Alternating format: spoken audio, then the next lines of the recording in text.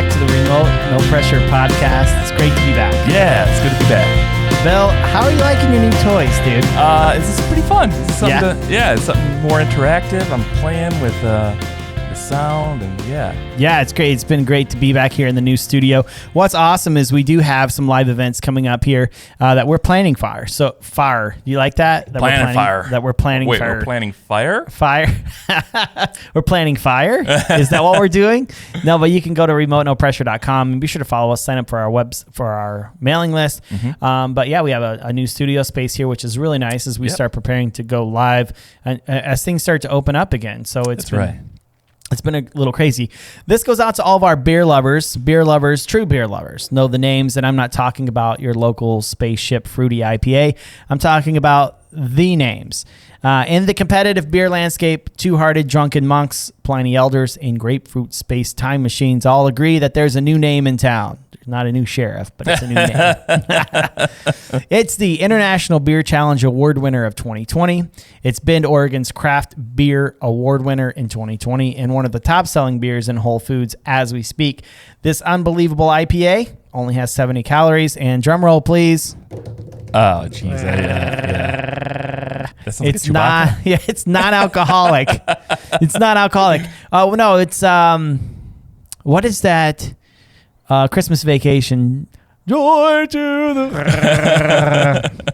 Anyways, but I love craft beer. But it's hard not to when you live in Grand Rapids, Michigan. But I've had to cut back. I've gotten older, and it just keeps me awake at night. Doesn't make me feel good. Nothing takes a harder toll on my body. Things black out. End up homeless twice. Nothing takes a harder toll on my body like local craft IPAs. Although some people claim that the dad bod is hot right now, well, to be honest with you, I just don't believe them.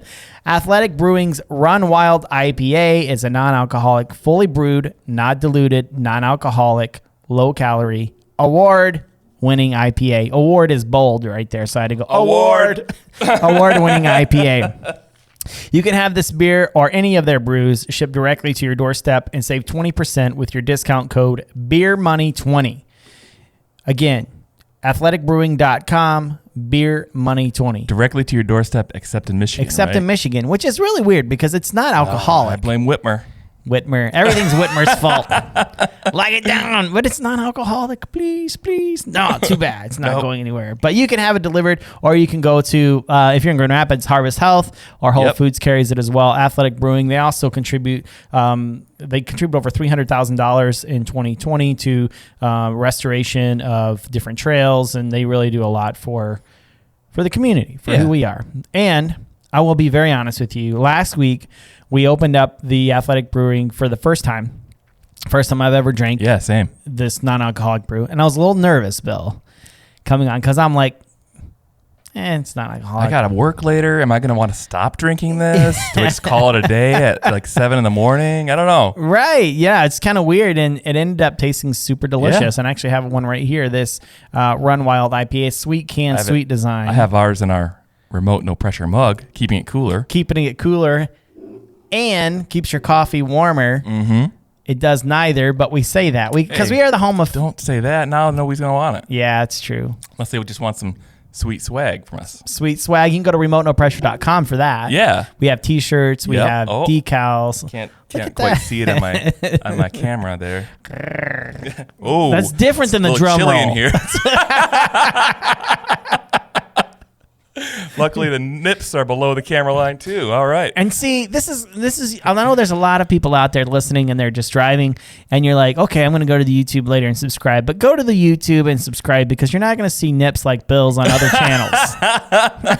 You might. I don't know. Depending on what channels you're watching, I don't know. I'm sure there's some kind of fetish out there. You know, like our Bilbo Baggins and the Big Toe Peep Show. Maybe we should install the cameras here. They're not at home. It's not as intrusive. People can subscribe. We will podcast barefoot. People can log in. Just desk down. I digress. I'm going to take a drink of this non-alcoholic delicious brew. It's like I can actually drink. I actually enjoy it. Yeah, I know. I'm enjoying the flavor, not like there's no goal to black out on this one. And even there's I mean, you're gonna die. But this week, in other news,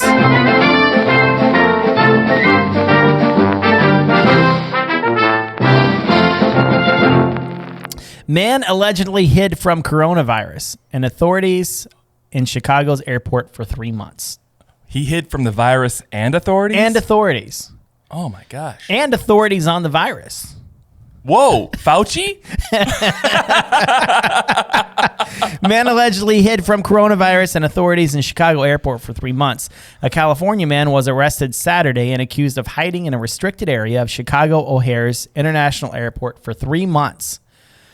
The man told police that COVID-19 had rendered him too scared to travel home to California, so he hid in the airport, surviving on food provided by strangers, the AP reported. United Airlines staff spotted 36-year-old Aditya Singh and requested identification. They said he removed his mask and presented a badge, which belonged to an airport operations manager who reported it missing last October, according to the Chicago Tribune. Singh faces felony charges on criminal trespass in a restricted area of an airport, as well as misdemeanor theft charges. Cook County Judge Susanna Ortiz set bail at $1,000. She also said, bucks is actually not in the article, just so I can make sure that the people who wrote it don't look like idiots. It's just me saying that. Yeah. She also said $1,000. $1,000. Sounds like mobster. 1,000 clams. See? 1,000 clams. See? She also said if he came up with the money, he would be prohibited from returning to the airport. The hearing took place Sunday, where the judge was concerned that an individual had remained undetected in a secure area for so long. If he came up with the money, he's prohibited from going to the airport. So if he doesn't come up with the money, he can go to the airport. That's problem solved, buddy. You're welcome. Because it doesn't say he would still be prohibited. It said he would be prohibited. So why work so hard? It's language. It's just like how they're doing these laws these days. Yeah. It's all in the wording. It's all in the wording. The court finds these facts and circumstances quite shocking for the alleged period of time that this occurred. Okay, so the thing is all the fear going on. If someone is slightly mentally unstable, I could see how this could happen. Mm-hmm. I don't really see the point of taking him to jail and fining him. He didn't do, if he stole something, okay, so you get a little bit of but the dude was scared. There's something mentally off with the guy. He's not like he hurt anybody physically. He broke the law, so, give him a little slap on the wrist or whatever and send him on his way. But to give the guy a felony because he's afraid of corona, isn't that what you wanted? Wasn't there a Tom Hanks movie where he lived in an airport? I was thinking about that this morning. And I can't remember the name of that, but that was a good movie too, where he was he didn't have identification or he had no country to go to or something. Right? Yeah. Remember. What was the name of that movie? I don't remember. It was really good though. It was. Wasn't The Layover? Was it? Maybe. Oh. Comment down below. comment down below. Go to Remote No Pressure's YouTube page and comment down below. But very, very interesting. If you take people like these. The yin yangs that stormed the Capitol, right? You take people who are slightly mentally not right, and then you scare them with a lot of stuff, and then they do dumb things. Yep. It's easy to do. And also with a herd mentality, too. I think that's kind of behind the Capitol with that one, yeah. Herd mentality. People were there, and they just got caught up in the moment. Sucks to be them. Yep. But anyways, I just feel bad for this guy because even looking at the guy, he looks like he's just kind of mentally challenged, and then you're going to give the guy a felony and ruin his life. Yep. Can't own guns. Yeah. Can he vote? Can felons vote in California? In Florida, they were pushing for that, remember? Yeah. I'm not sure. Yeah. Well, you lose a lot of rights with voting. Or I'm sorry, with a felony. Yeah. Yeah, exactly. You lose your rights with voting. Wow.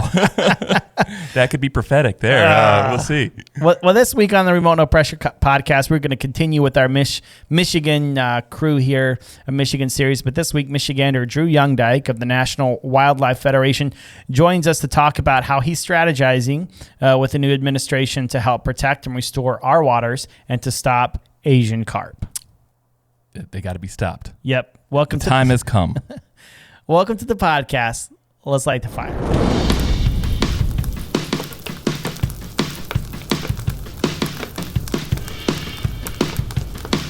Well, welcome back to the Remote No Pressure podcast. Very excited this week. We've had a few repeat guests, and I'm excited about this one, Mr. Drew YoungDyke. Thanks very much for hanging out with me, Drew.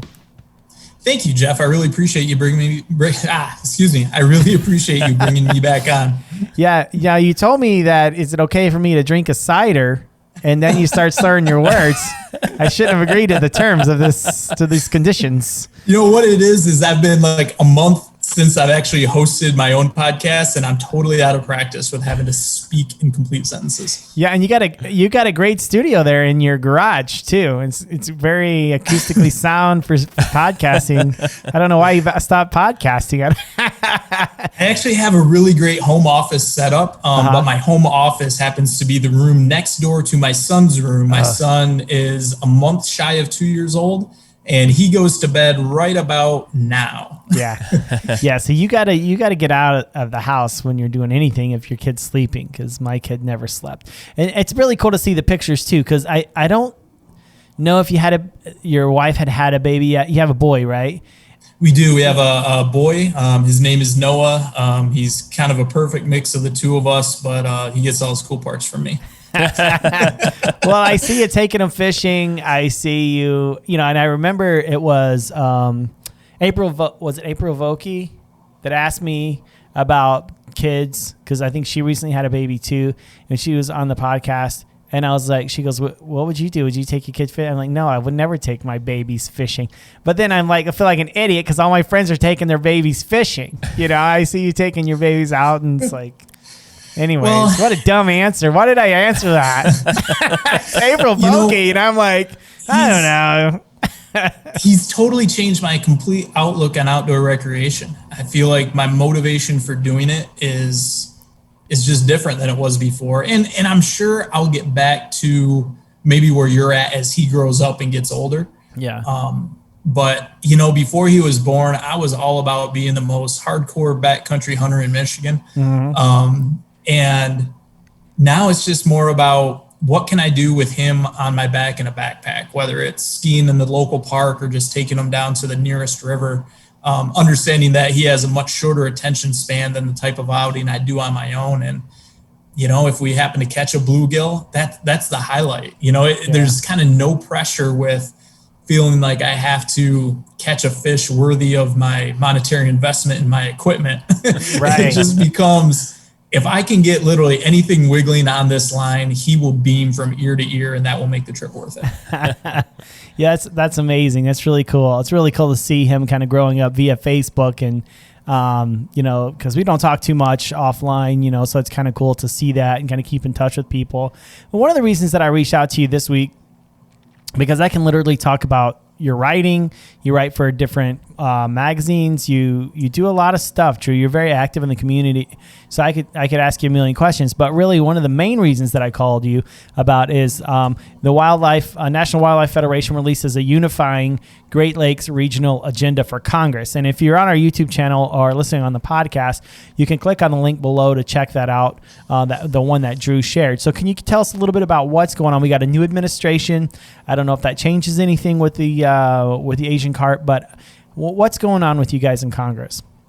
Sure. So I think it's important to think about where we left off. And I don't want to frame this the wrong way, because there were certainly a lot of environmental policies that have not done well the last few years. But there have actually been some tremendous successes. We passed as a national federation, we helped pass the Great American Outdoors Act, which fully funded the Land and Water Conservation Fund. Actually, in the omnibus bill that was passed in December, Congress approved the Brandon Road Lock and Dam plan to stop Asian carp from getting in the Great Lakes. Now, the actual construction and the planning process, that's going to take years, but this was the big thing we've been working toward, is congressional approval. That was signed into law. So we're actually entering this administration with a few conservation successes that we can build upon. And I think it's important to realize where we are there. But at the same time, we're realistic that our country has never been more divided on a lot of different fault lines. And when we look at something like the Great Lakes, at least for the Great Lakes delegation in Congress, it really doesn't matter which party they're in. It's been a unifying principle that they support things like the Great Lakes Restoration Initiative. Mm-hmm. It was a bipartisan delegation that pushed the Brandon Road Lock and Dam approval through Congress. And so we look at that as a base to build on as well. Even in a divided Congress that we've had, even in a divided country, we've been able to use conservation issues in the Great Lakes as a way to bring different sides of the political divide together. And that's what we're trying to build on here. Well, that's amazing. Were you surprised that you got as much conservation stuff done in the last 4 years under the Trump administration? I mean, were you surprised that you got as much stuff done? I mean, I know, like you said, as Trump's going into office, it's like, well, there goes the environment, but were you surprised that there were so many things that did happen? And we try to stay away from politics, okay? Politics and religion, because this is a fly fishing podcast. But I was just there was some things that happened I was pleasantly surprised about. Yeah, and what you expect to happen totally depends on your frame of expectations going into it. But I think the biggest thing that was surprising is when you had different parties controlling, the House of Representatives and a different party controlling the Senate and the White House, that they were actually able to agree on things as big as like the Great American Outdoors Act. So, I'd say I was pleasantly surprised, but it took a lot of work to get there, right? Some of the things we've been working at for years, like fully funding the Land and Water Conservation Fund, which matters to fly fishing because it funds boat launches, right? Where you put your drift boat in, right? Right. It funds the types of public parks where I take my son in my backpack fly fishing on the river. So that matters to fly fishing. And we've been working on full dedicated funding for that for, at least 15 plus years. And that it came in that divided Congress was a surprise. So I think what we've seen is that conservation can be a uniting force. Part of it has to do with our federation structure. We're kind of middle of the road because we have independent affiliates that are, some of them are like the Michigan United Conservation Clubs that are really the primary representative of hunters and anglers in their state and maybe lean a little more conservative. Some of our affiliates are like the Prairie Rivers Network in Illinois, which is a watershed water quality-based environmental group that is kind of like the umbrella for different watershed groups in Illinois. They lean a little more to the other side of the spectrum. And what we do as a federation is we try to find those unifying points where those two sides can agree on conservation policy.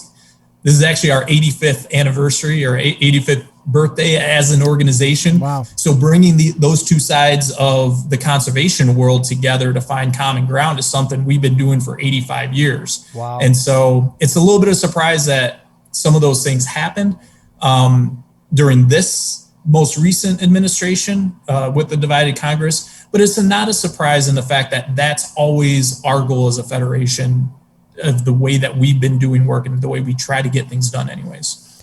See, I'm a libertarian, Drew. So, there's nothing I love more in Washington than absolute gridlock, because then nothing gets done.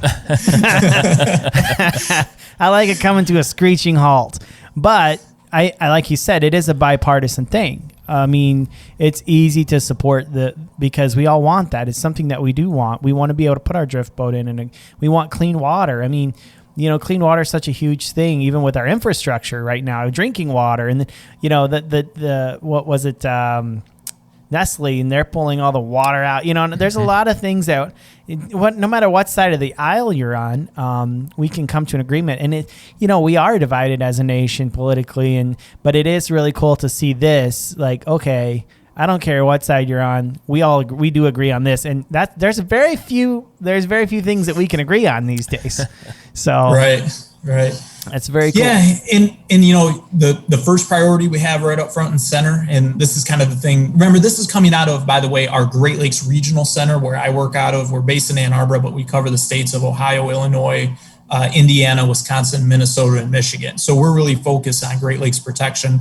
And protecting and restoring the Great Lakes is our first main priority in our agenda for the new Congress as well. And again, it builds on successes in some ways of the last administration, and Congress included. So, for instance, the Great Lakes Restoration Initiative, that was approved actually earlier in January of this year.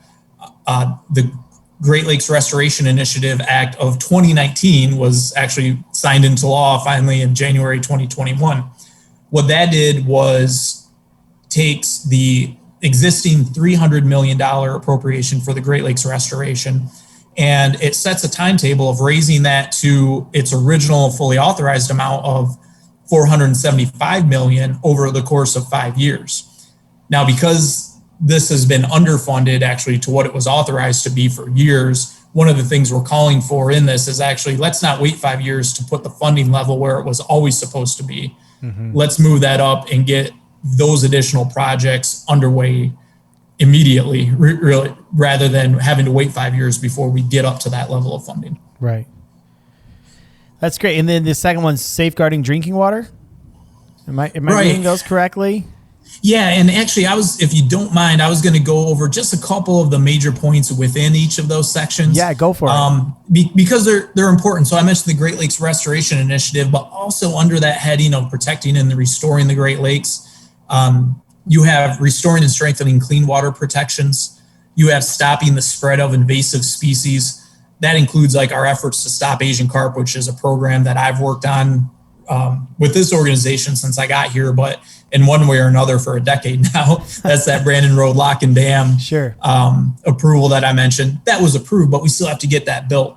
It was a really great deal where you actually had the states of Michigan and Illinois come together and agree on a plan for the pre-construction engineering and design phase of that project. We want to see that through. We want to make sure Congress continues to appropriate the funds necessary to do it.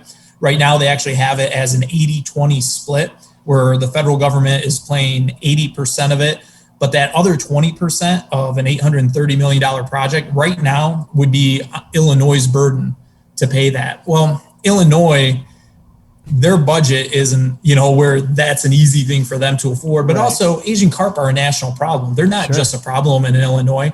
They came up the Mississippi River, from the southern states. They came, they're in Illinois now. We're trying to keep them from getting out of the Great Lakes, but Illinois is just the place they're trying to pass through. So we really don't want to make it solely Illinois' burden to fund that 20%.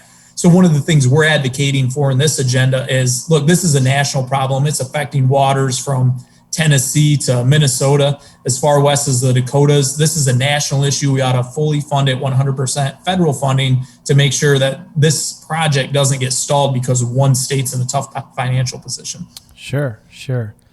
That's excellent. And then we also have, of course, protecting the Great Lakes from harmful algal blooms. That's the things like the what happened in Toledo a few years ago, where you have the algal blooms that in Lake Erie that actually made the water undrinkable for a few days until they treated it. But that makes dead zones in the lake, harms fishing, especially for Lake Erie, which is a great walleye lake. You have a pretty good charter captain type of industry going on there that we don't want to have that get worse and continue to affect that type of recreation, as well as water quality and drinking water quality. Yeah, that's pretty wild. Just our water here, you can't even drink it. That's when people are like, wait a minute, again, across, well, I don't care what side of the aisle you're on, you got to drink some water, Yeah, and that's where some of these priorities kind of mix and match, right? Like protecting the Great Lakes includes things like stopping harmful algal blooms, but that affects our drinking water. Right. Water infrastructure and affordability, that's one of our priorities. We can't have lead in the water that we're sending through the pipes. Yeah. We want to keep Line 5 from spilling oil into the Great Lakes. That would affect drinking water as well as fishing, as well as outdoor recreation, people going to the beach. But then you get to something like PFAS. PFAS is certainly a drinking water issue. Right. It's something that if that's in your water, you're at higher risk for some really bad stuff health-wise happening to you as an individual. Mm-hmm. But when I look at PFAS, it's not in high levels like in our Ann Arbor water, but it's in the Huron River. I can't keep a fish I catch in the Huron River right now because of the PFAS levels. Wow. If I go down to the river with my boy and we catch a few bluegills, I'll throw them back. Now, I'm mostly a catch and release angler anyways. I'm mostly okay with that. But I would love to be able to catch or keep a few of those bluegills and cook them up for him and show him that connection between nature and our food. I can't do that at our local river that runs through the town I live in because of PFAS. And so addressing something like that, getting in the regulations, the protections in place necessary is both a drinking water issue, but also a fish and wildlife and an outdoor recreation issue as well. Yeah, I mean, we had the big PFAS scare up here in Rockford. Yeah. Bill and I fish that because it's close to Grand Rapids, but you don't keep the fish because the PFAS. And then even like the foam on top of the river, you know, you want to make sure it's not on your kayak when you get out. I mean, you want to clean off. It's like, man, what is this, like Teenage Mutant Ninja Turtles or some Secret of the Ooze, you know? You don't want that. I mean, they've done a lot of work in Rockford on that river there, but it's been like it's I think it's also a ways to go. And then they say it's clean, you still don't. They were drinking it for years and didn't know it was in there, you know. So it's like even though you say it's gone, are the effects yet known? What PFAS will do to the humans? What were you saying, Drew? It makes you at higher risk for different things. And the tough thing is it's so tough for them to draw a straight line from something that happened to somebody. And is it because of the PFAS or is it because of other issues? But there's correlations, right? So there's correlations of health effects, to humans. One of the things that happened with PFAS, when you talk about over by Rockford, actually when my wife was expecting my son, I caught a few bluegills and I was going to keep them. I ended up releasing them. I was going to bring them home and cook them up for us both. It was the next day that they issued the PFAS warning on the Huron River. Wow. One of the first things I almost did as an expectant father was to give my unborn child PFAS tainted fish. I actually included that in testimony. I was invited by Senator Gary Peters to a field hearing on PFAS that he held to talk about that, and as well as to talk about, our policy from the National Wildlife Federation. And one of the people on there with me was Sandy Winsteldt. And if you've read much about PFAS in Michigan, you've probably seen her name. She's a staunch advocate for getting better protections in to stop that. She lost her husband to cancer years ago, and it's strongly suspected that played a part in it. She now has had to battle different types of cancers with extremely high elevated levels of PFAS in her blood. So can you draw that direct causality? I'm not the type of person who would be able to look at those numbers and know, but there's a correlation, and she happened to live really close to where they found the high levels of that over there. Wow. So, it's a really serious human health issue, but, for a fly fishing podcast, it matters to us as fly anglers too, just as we were talking. Yeah, absolutely. You might be a catch and release angler, but if you want to keep that sacramental few fish, you better check the regulations on your river and the advisories on your river as well. Yeah, for sure. Speaking of rivers, we talk about this as our Great Lakes agenda, but we actually cover the states of the Great Lakes region. And at the southern end of those states, you have the Ohio and Mississippi rivers. These are two rivers that have really been treated more as transportation hubs than kind of the natural river systems that they would have been when our country was founded. And they will kind of always be that. But what we're trying to do is take the success of the Great Lakes Restoration Initiative and try to replicate that kind of success to help restore both the Ohio and Mississippi river systems, and do that through coalitions. Do that through, we'll take federal funding to actually do the on the ground projects necessary to restore those rivers, but make those rivers really as good as they can be from a conservation perspective for the communities that live along them.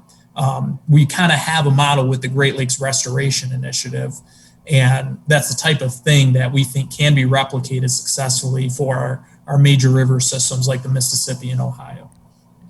That's excellent. That's awesome. It's good to hear you guys are working hard for us. That's amazing. Yeah. And, a lot of what we do as the Federation is we assemble coalitions. Mm-hmm. I mentioned that we, have state affiliates. Well, when you talk about those rivers, we have affiliates like the Prairie Rivers Network in Illinois, or the Indiana Wildlife Federation in Indiana, the Ohio Conservation Federation. Those are local state-based groups in those areas that know the buttons to push, that know the players in those states. better than oftentimes, we as individual staffers do at NWF. And it's through those partnerships that we're able to make those type of things happen. That's awesome. So, so keep going. I mean, as you keep going through the.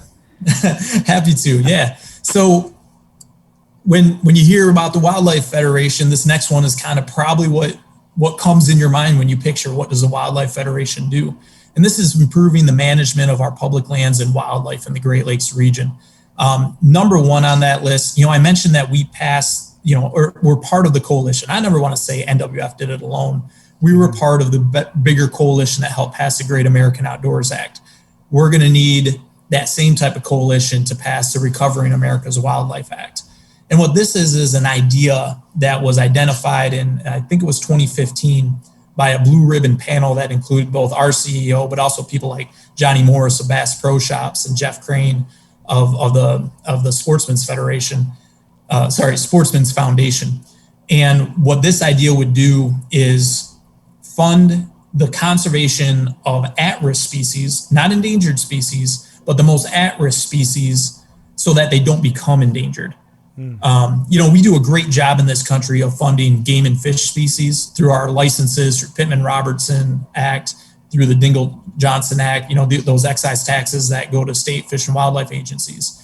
But for non-game species, we don't really have that same type of dedicated funding model. At least it doesn't flow to them as well. And so you have a lot of species that are at risk of becoming endangered, where once they're on the endangered species list, there are a lot more stringent regulations that go in place. It's a lot more expensive as far as both what's necessary to recover them. Species can go on the list and good luck ever getting them off, even if they are recovered. The endangered species list is like the emergency room. Okay. What we're looking to do with the by passing the Recovering America's Wildlife Act is give them the preventative care that keeps them out of the emergency room. And that's what this would do. It would be a funding source that goes to state wildlife agencies and tribal governments to give them a dedicated funding source to make sure that they can keep at-risk species off the endangered species list, and really make sure that we have that full suite of wildlife species, fish and wildlife species, across the country that, really are good for everything, both for watching. They're good for game species. Some of that habitat is overlapping. But they're good for just healthy communities as well. Sure. Every species is relying on each other, Yeah. Well, there's the famous Aldo Leopold quote, about the cog in the wheel, right? The intelligent tinker keeps every, I'm going to slaughter this quote, but keeps every cog in every part, right? Because you want to make sure you can always put it back together. So, this is part of keeping all the parts, right? We're going to keep all the parts of our land, all our wildlife. We're not going to let them go extinct. And if we can do this through a preventative measure, it'll actually be less expensive over the long run than if we're trying to use the emergency room measure of the Endangered Species Act all the time.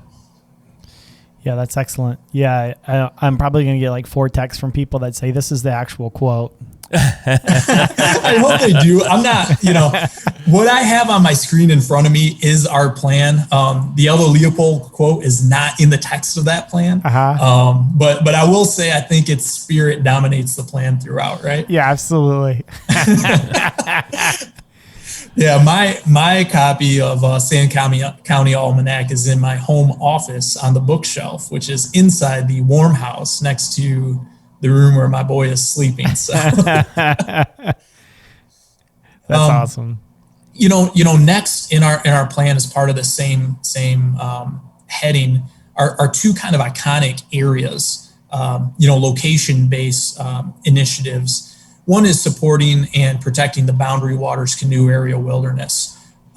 We've been part of the coalition that's opposed the mine that they want to put there, the sulfide mine, within the watershed of the Boundary Waters Canoe Area Wilderness. And that's something that we want to make sure we keep congressional protection of.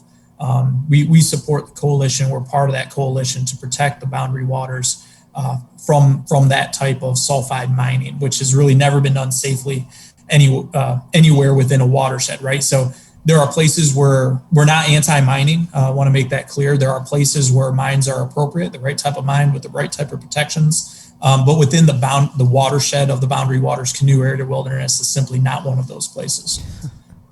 Right.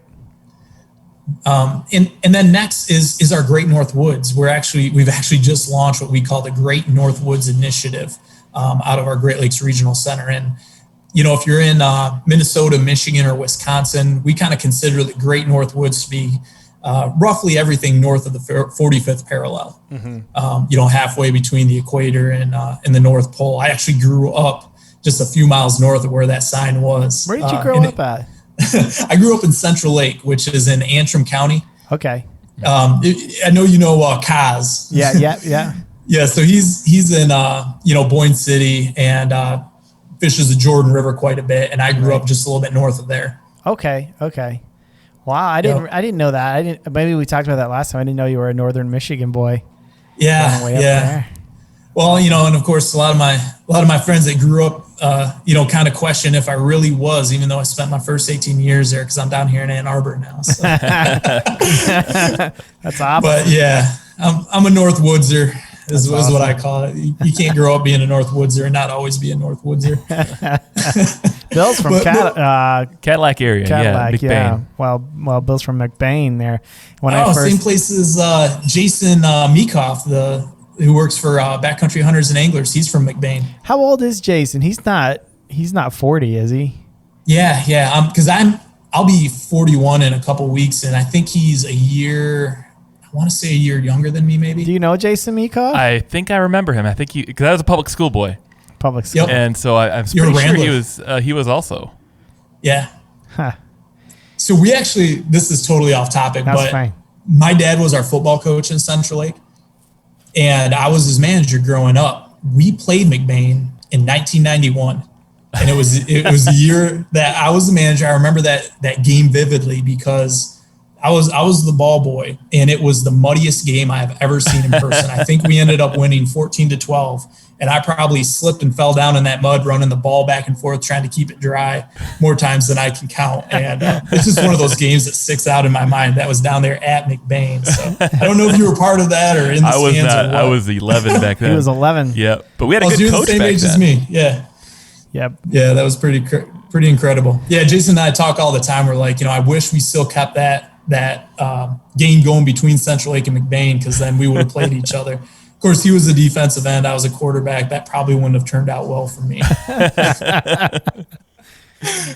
I would have fell like a tree, which brings us back to the Great North Woods. Nice segue. Doesn't make a sound. All right. Yeah. Go ahead. Yeah. Well, and what we're talking about with that is really being proactive and helping with the management of those northern hardwood systems. So just smart forestry plans. We have national plans. It's kind of making sure that we're working with our affiliates to provide the same type of recommendations, across that landscape, so that everything isn't so kind of isolated in the way that those decision-making processes happen. So, we need to make sure that we're involved in those plans. And it's not always, when we talk about smart forestry, that doesn't always mean that it actually rarely ever means that you're anti-forestry. Mm-hmm. It's making sure that you're making plans about things like regeneration of aspen stands. That's good for grouse habitat. So making sure that we're playing a role and provide that national voice across the region to help those forestry plans move forward with the voice of sportsmen and conservationists kind of across the board versus in isolated pockets of that planning process. That's great, Drew. That's amazing. Yeah, I've worked in forestry before, and there's a responsible way. It's necessary in order to have a healthy forest. You have to clean it up every once in a while, or else that underbrush, it can get kind of crazy. I think that's what happened out in California with some of their wildfires. It just wasn't maintained the way it should have been. So, yeah, and that's the funny thing. If you worked in forestry, then it's different. So we're talking about trying to provide a consistent voice of advocacy from the conservation field into those plans, but it doesn't mean that you do the same thing in every place. There's places where old growth is appropriate. Right. There are places where young successional forest is appropriate. and sometimes they're right next to each other. And sometimes where it's appropriate to do a clear cut of an aspen stand for regeneration, you want to stop here because you want to protect that riparian corridor habitat to keep that stream cold for trout. Yeah, so, sure. You know, it's making sure that we're providing the advocacy voice at that level. That's awesome. And, you know, the next thing that we're talking about too, and is mobilizing the next generation of conservation stewards. And one of the big ideas that's part of this is a new 21st century civilian conservation corps. When we look at what's going on with the country, we look at the type of recovery that's necessary, we look to the past about what worked then. It's putting people to work. Mm-hmm. We have a lot of conservation work that needs to be done around the country, and it's not always in forests, and it's not always the same type of work that was necessary when the original CCC happened back in the Depression. Right. You know, there's a lot of work that needs to be done on brownfields and urban areas. That's conservation work, and as part of that too, we want to make sure that in doing a 21st century civilian conservation corps that we're including everybody. You know, the original CCC included parts of our country that, you know, we want to make sure that we open up those opportunities and are deliberate about providing those opportunities to underserved communities and traditionally marginalized communities to put folks to work in revitalizing the environment of their own communities as well. Yeah, my grandfather, he didn't go to college because he was part of the Great Depression. He was born in 1914, so he went out to called it CC camp. Didn't use all 3 C's or whatever. And CC camp, you know, he used to always tell me stories and Democrat till the day he died because of that reason, you know, because they saved the economy according to him. And you know, he was an interesting person. Some of those stories from CC camp where that was where he grew up. You know, it was always cool to hear Paul stories about the CC camp. But anyways, that's great. They used to have one up in the Pigeon River country. One of the other hats I wear is I'm on the Pigeon River Country State Forest Advisory Council. Oh, okay. And you know, they had a CCC camp there, and actually my my great grandpa was from the Western UP. And he worked in the mines, but his brother was part of the CCC as well. And I've heard a few of those stories. So that's awesome. Yeah, you know, I think it runs in a lot of there are family stories like that a lot in Michigan, especially in northern Michigan where we're from. What we want to make sure is generations down the line that it's not just the families that look like us that have those stories to tell. Right, right. You know, that everybody has those stories to tell, right? Sure. Final part that we're looking to get to as well is advancing climate solutions and climate resilience. That includes coastal resilience, that's preserving the wetlands that act as a sponge, you know, coastal wetlands and the Great Lakes. It's advancing climate adaptations. And that includes things like on-the-ground conservation partnerships. That includes building wetlands. That includes sometimes even things like aspen forest regeneration, where those young trees act as carbon sinks as well, and promoting low carbon future. There's a lot of different ways to do that. One of the things that will be released very soon is a joint report that we worked on with Michigan United Conservation Clubs called Changing Seasons. And that was really about how, at least here in Michigan, we can advance policy solutions that help fish and wildlife adapt to climate changes that are happening. And when you look at that, you know, as far as we're concerned, the science is clear about the fact that climate change is happening. But even if you disagree about what the source of that may be, the fact that it's happening means that wildlife have to either adapt to it or diminish. Right. Brook trout need cold streams. It doesn't matter why climate change is happening. If the streams are warming, the trout are losing habitat. So regardless of why it's happening, whether or not you agree with the science on that or not, we can agree on the fact that we need to mitigate the effects that are happening, that we need to keep those streams cold, keep riparian habitat, remove dams where it makes sense, to keep those streams cold for trout habitat. You can agree on that even if you don't agree on what's causing climate change. Sure. And that's also often where we focus when it comes to things like climate resilience. Yeah, that's great. Yeah, because it's crazy that that's actually politically charged, just that word climate change, you know, but it is, you know, and Yeah, so you got scientists on both sides of the aisle, and it's just trying to figure out who to listen to, which seems to be the trend. You just have 97% on one side and 3% on the other. But again, we're not going to get into that even because, right. But again, even if you disagree, even if you're with the 3% or might even be less than that, even if you're on the opposite side of what's caused it, we can agree on helping fish and wildlife get through what is happening, regardless of what's causing it. Yeah, regardless of what's causing it, if it's affecting my trout stream, right? It affects me. What did they say? Now let me botch up a quote here. They said Romans they care more about the pebble in the shoe than the war far away, or something about. It's a quote about the Romans, and how they care more about the pebble in their shoe. And so it's like, when are people going to believe? And then all of a sudden their trout streams are drying up or getting screwed up, or it's like, oh, okay, I don't care what it is, just fix it. Yeah. And when you think about the impacts to wildlife is, cold water dependent trout are kind of an easy thing to look at. One of the other easy things is we're looking at another year of record low ice in Michigan right now. That's just less days you can ice fish if you're into that. I'm a cross country skier myself. I don't do that a whole lot, but I have had fewer days I could ski.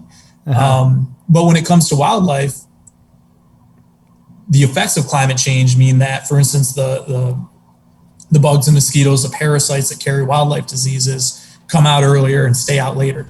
So you have increased incidence of things like EHD in deer, West Nile virus in rough grouse. So those are things that you don't often think of that can be byproducts of climate change. That, okay, so if that's going to happen and West Nile virus is going to be more prevalent in rough grouse, how can we help them mitigate that population loss? Well, you can do that by better habitat through active forest management of aspen stands. So that's an example of climate mitigation, is you're helping wildlife in one way when they're going to take a hit from the other thing, no matter what you do at this point. Yeah, that's crazy. Yeah, you think about it, those bugs and everything changes, like everything affects everything, like we talked about. It's crazy. I'm reading a book right now. I'm trying to think of it. It's about the origin of a species and how much things have changed. I don't think it's called Homo sapiens. Anyways, I digress on that, but I just started reading it. But it's all about how, different things. And I was even listening to an interview today where it was a Joe Rogan podcast about the Amazon, and how they say there were millions of people that lived in the Amazon before we came from Europe and gave them smallpox, and they all died. And it's basically a giant jungle our giant garden that's overgrown, essentially, like something small that was introduced to the environment, obviously a virus or whatever, and killed off millions of people. But, it's just weird how we as a society, like, we're trying to, well, excuse me for going on my soapbox here, but here we are trying to, like, control and stay alive, and like control the environment because we don't want to get too crazy, and control our lives. And then all of a sudden we get coronavirus, we're all, all of a sudden everything's changed, So I'm just hoping and praying we do the best that we can with the resources that we have, control the things we can control. And if something out of control comes in, it is what it is, but it's not on us for that, for trying our best, Yeah, and I think as conservationists and as, kind of hunter-angler conservationists, we often feel a responsibility that if we're out there, using the resources, we have a responsibility to take care of them. And, if we expand that to society as a whole, really we're all using the resources. So that burden of responsibility becomes all of ours, to try to leave it better for future generations. And, one thing that you mentioned in there when you talked about the Amazon is, that's also a part of the fact that for too long we have not listened to indigenous voices that have been on this landscape a lot longer and have been part of that decision-making process that resulted in kind of what maybe our ancestors found, when they got here. And when you look at something like our Great Northwoods Initiative, one of our goals in there is to make sure that we're within those planning processes, making sure that we're including those indigenous voices and those sovereign tribal nations, and that they're being listened to as part of that. So it's not always with some of these initiatives the fact that National Wildlife Federation itself wants to say, we want to control what goes on here. We want to build a coalition. We want to make sure that we're elevating voices within a decision-making process to make sure all those voices are heard within that process. And sometimes that's the goal that we think might even have a better outcome than if, one of our staffers just has a great idea and tries to, run with it in a public comment process, right? Right. Well, thank you so much for hanging out with me, Drew. Thank you for sharing with us what you guys are up to. It's very exciting. It's good to see. I'm glad you're at the helm. I'm glad you're doing what you're doing, Drew. I'm far from the helm. I'm like I'm one of those cogs and wheels of the machinery. More like the starboard area, or somewhere like that. Maybe the head area, or whatever. But no, totally kidding. That was a really bad joke. I'm manning an oar. Yeah, you're like one of those Viking ships. Those guys are just like, Trust me, I'm definitely one of the guys like rowing the oar, getting yelled at. If people, if you guys are tuning in on our YouTube channel or any podcasts, wherever you're at, you can go down below and click on some links to the NWF. It's nwf.org. We'll put a link up directly to your initiatives right now in that article that you posted. But where else could where can people learn more? Is that pretty much the best source, or? Yeah, we probably post more information on our National Wildlife Federation Great Lakes Regional Center Facebook page than anywhere. So if you're on Facebook, follow us at the National Wildlife Federation Great Lakes Regional Center. We're also on Twitter at NWF Great Lakes. And we have a YouTube channel as well. We have up there a film we posted just this past year called Against the Current. I worked on that with some of the affiliates that I mentioned. We went from northern Michigan all the way down to Tennessee.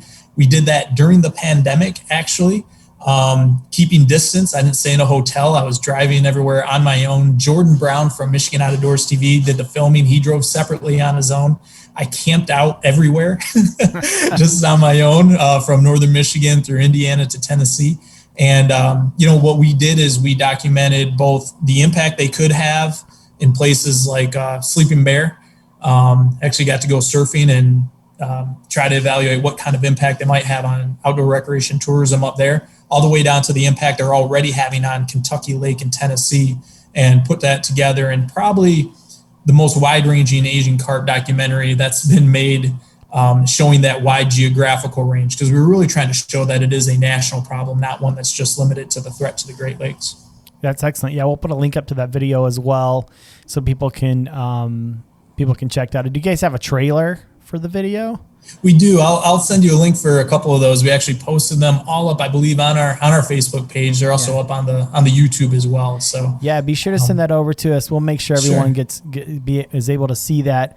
I really appreciate all that you guys are doing, Drew. I'm glad y'all are working with us, and thanks for hanging out with us today on the podcast for a second time. Thank you so much.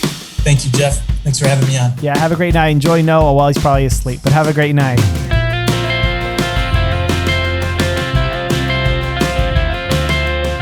Thank you guys so much for joining us. Thank you guys so much for joining us. See, I've been having the non-alcoholic IPA. Well, slurred speech here. Woo. But thank you guys so much. I love you guys. Never told you how much I love you. I called you last night. You didn't answer. You didn't answer? Starting to think you don't want anything to do with me, Sarah. Just kidding. My wife's named Jamie. I love her. Putting all the clues together. Jamie and Drake. Yeah. You should have let me name my son Drake. I'll never forgive you. I'm all liquored up on non-alcoholic IPA from Athletic Brewing and saying dumb things. 7 a.m. in the morning. But thank you guys so much for hanging out with us this morning on the Remote No Pressure podcast. Be sure to go to check out our website, remotenopressure.com, for sweet swag. Anything you buy on the podcast or on our website helps support the podcast, and we appreciate all of you for going and doing that. Subscribe below on our YouTube channel. Before we go, Bill, did you have any final words? Oh, man, this is embarrassing. I got nothing. You should just come to expect that week after week. But I got nothing. I'm still gonna ask you until you find something. All right. Well, I'm gonna keep coming up with nothing. One of these days, you're gonna come up with something that's gonna be hilarious. But until next time, go fishing.